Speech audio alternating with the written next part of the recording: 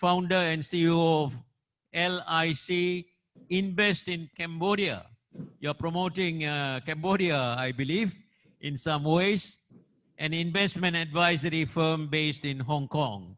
Although you're based in Hong Kong, but your familiarity with ASEAN is very much welcome. I'm sure you can share some of your experiences. Mr. Ravindra? Thanks, Datuk Iqbal, for your kind introductions, and Kingsley Strategic Institute leadership for inviting me for this hybrid conference. I'm honored to share my knowledge about ASEAN 4.0 with other distinguished guest speakers and attendees, I think especially during that challenging time. So my part will be divided into ASEAN 4.0 pre-COVID with its opportunities and challenges. And then I will dig in post-pandemic with the acceleration for digital transformation. So before I go into my first part, I just want to share with you some statistics. Since the COVID-19 crisis, internet usage has risen by 70%. The use of communication apps has doubled, and some video streaming services have seen daily usage rise 20 times more.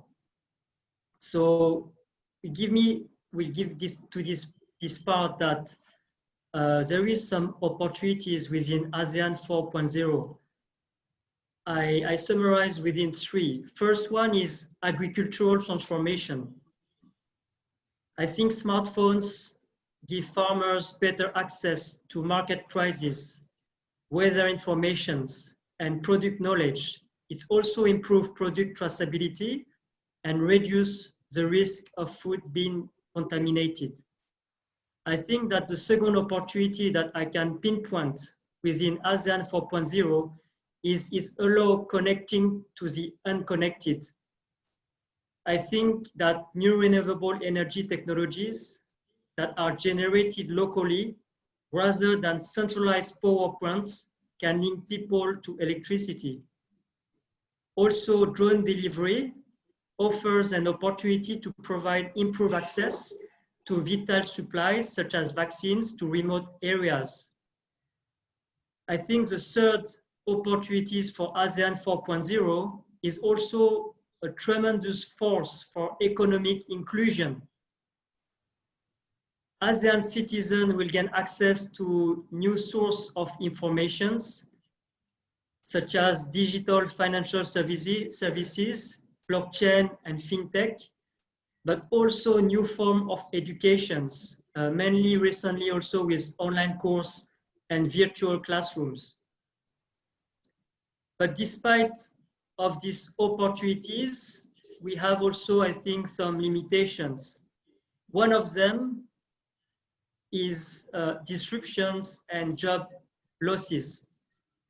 With artificial intelligence and robotics, which are rapidly increasing, I think they can perform better and faster than people. The second limitations is also inequality and political instability. I think the impact of the fourth industrial revolutions has potentially accelerated returns to talent and knowledge, but it also can reverse the convergence between countries and also increase inequality. And finally, as mentioned from the other guest speaker, I think that we will find some challenging in cyber attacks because more and more devices, sensor and machine are connected to the internet.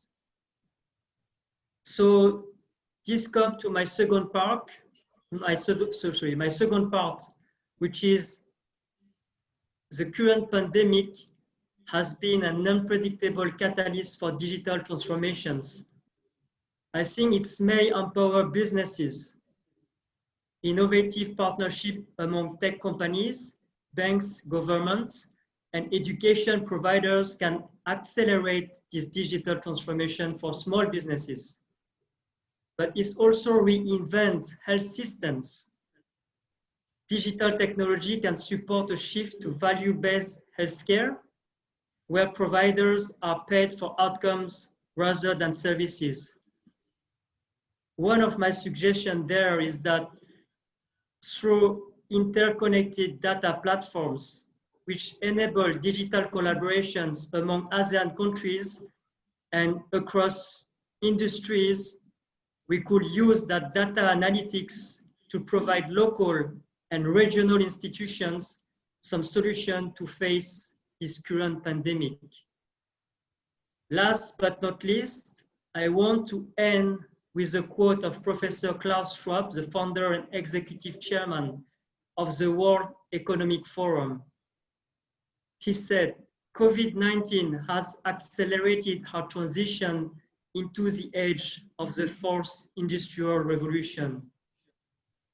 We have to make sure that the new technologies in the digital, biological, and physical world remain human-centered and serve society as a whole.